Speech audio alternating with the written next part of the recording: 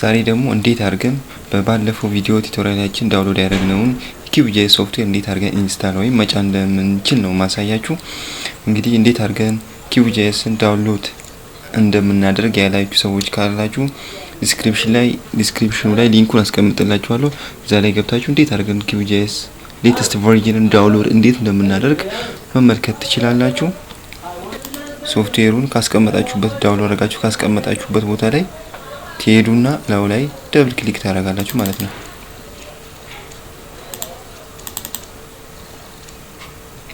ደብል ክሊክ ስታደርጉት ይሄ ዊንዶው ይመጣል። preparing to install ይላል። ሶፍትዌሩን ለመጫን እያዘጋጀው ነው፣ ተጠብቁታላችሁ።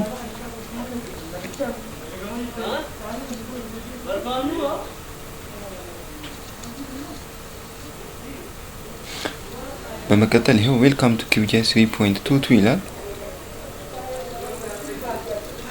ኮምፒውቲንግ ስፔስ ሪኳየርመንትስ እያለ ነው፣ እንጠብቀዋለን።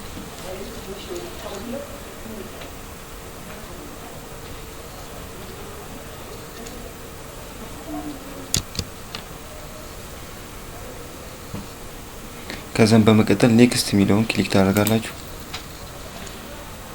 ከዛም በመቀጠል I accept the terms in the license agreement የሚለውን ቼክ አድርገን ኔክስት እንለዋለን።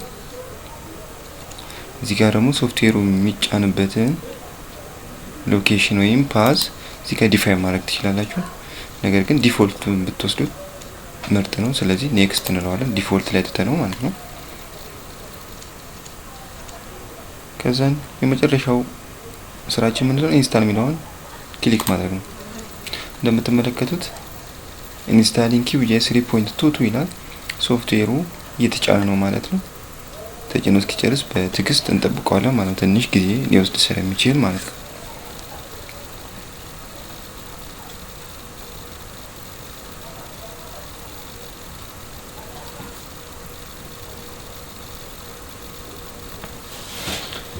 ስታተሱን እዚህ ላይ ማየት ትችላላችሁ።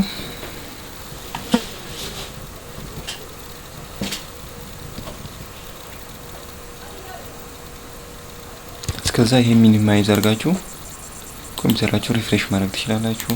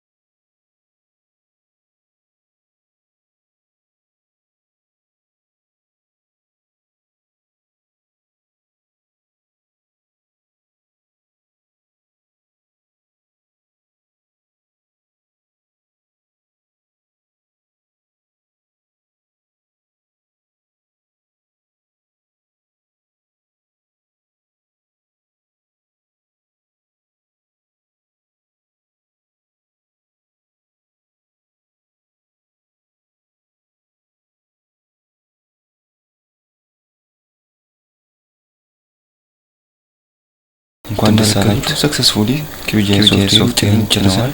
የመጨረሻው ስቴፕ ለማስጀመር ፊኒሽ የምትለዋን የተለያዩ አይነት መንገዶች አሉ። ሶፍትዌሩን መክፈት ነው የሚሆነው።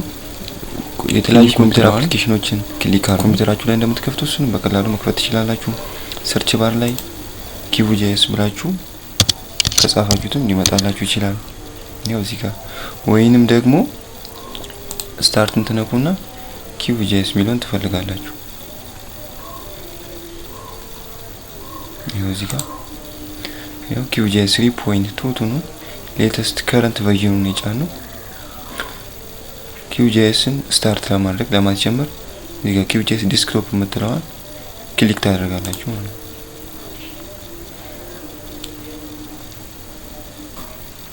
እንደምትመለከቱት QGIS ሶፍትዌር እየከፈተ ነው። ለመጀመሪያ ጊዜ ስለምንከፍተው ትንሽ ሊቆይ ይችላል። በትዕግስት መጠበቅ አለባችሁ።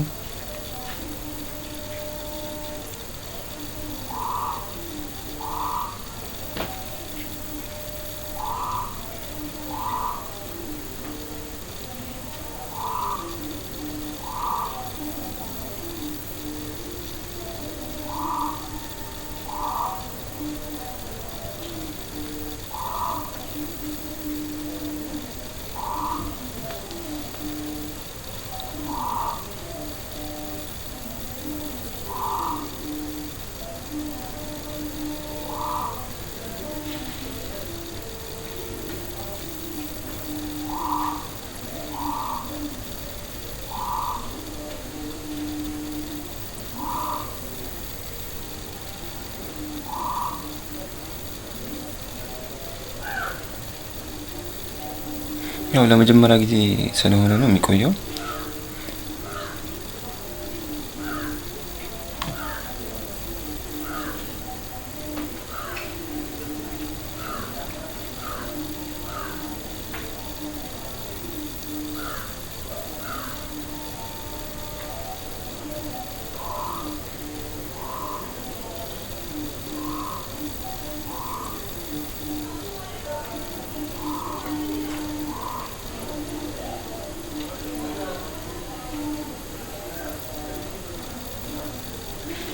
QGIS is ready ብሏል።